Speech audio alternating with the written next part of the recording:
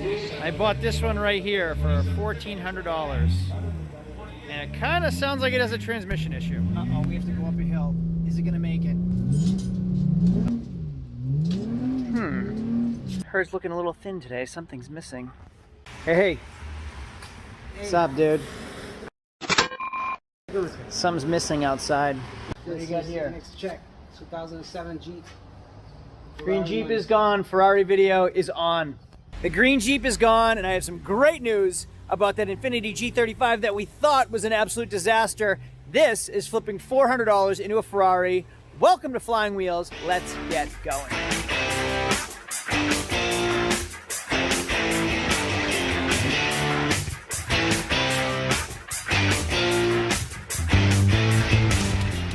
So hey everyone in the YouTube world, my name is Craig from Flying Wheels. Welcome to my Flying Wheels YouTube channel, and welcome back to flipping $400 into a Ferrari. Now I own a small business, and when I started this business I didn't have much money. I only had $400 to my name, and I bought a car, fixed it, cleaned it, sold it. Bought two cars, fixed it, cleaned it, sold those. And so on and so on and so on until I rolled all my money into everything we have now. It's a really busy season, so you'll see our parking lot's pretty much empty because we're sold out. Tax season and stimulus checks absolutely crushed it here. We had a great season. Now we're gonna just go on vacation till the end of summer, but that's for a whole other video. So anyway, just to recap where we're at right now, we own a 2007 green Jeep Wrangler, and we had an 04 Infiniti G35X. So that green Jeep Wrangler I bought from an auction, and it needed some work.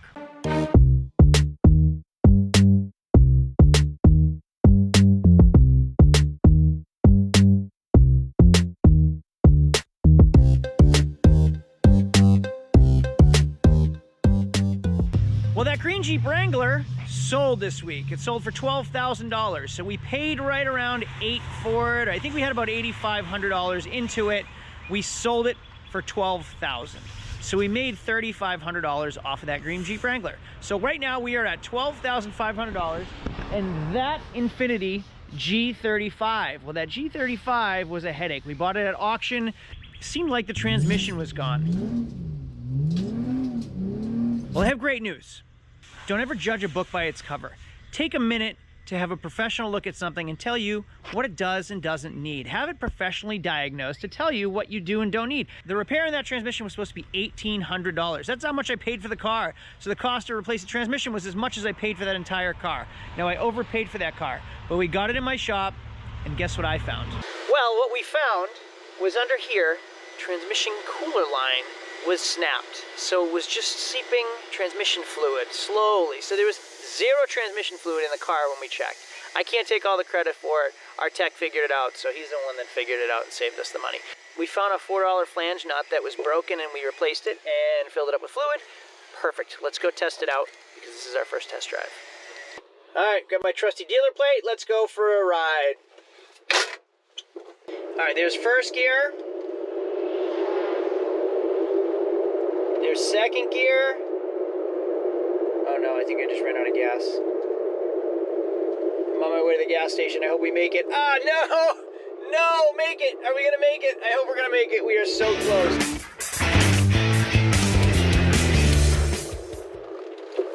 Oh, barely.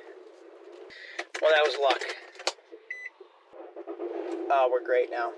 Let's really take it for a ride and test this thing out. We have first gear. We have second gear.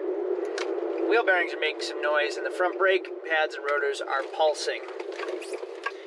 Now here's the problem. Car in this price range, you can only fix so much. I can easily spend $3,000 on this car. Doesn't make it worth $3,000 more. So you have to pick and choose what you are and are not fixing. Like you can see here, the airbag light is blinking. No check engine lights on though. In my state, it'll pass inspection with a blinking airbag light. It won't with bad brakes, obviously, so those things have to be fixed, but it's up to the customer. Are they going to lowball me and I'm going to sell it, or are they going to pay me all the money and I'll fix it? So the way it works is one of two ways. You get what you want and I get what I want, or you get what you want and I get what I want. If you want a low price, then I don't fix things. You want a great car that has brand new brakes and the airbag light taken care of, you give me my price. So either way, you get what you want and I get what I want, but both have to be taken care of. You can't lowball the heck out of me and then expect me to do everything. So that's why sometimes it's not in your best interest to go ahead and just fix everything. It depends on the customer. If a customer says, oh, I like it, but I want to change the brakes, we'll do the brakes for him.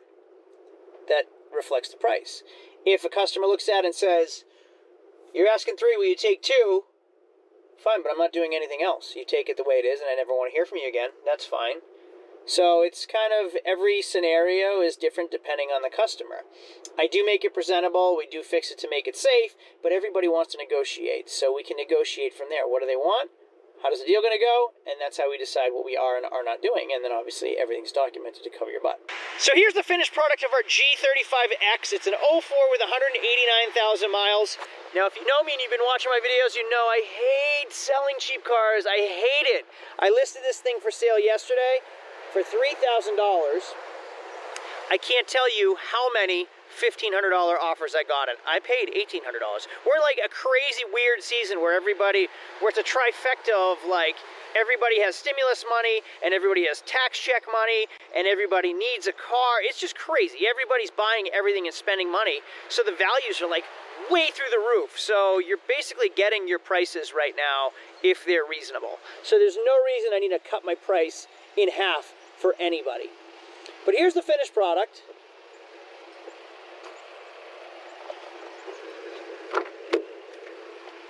You can see the leather cleaned up really, really well.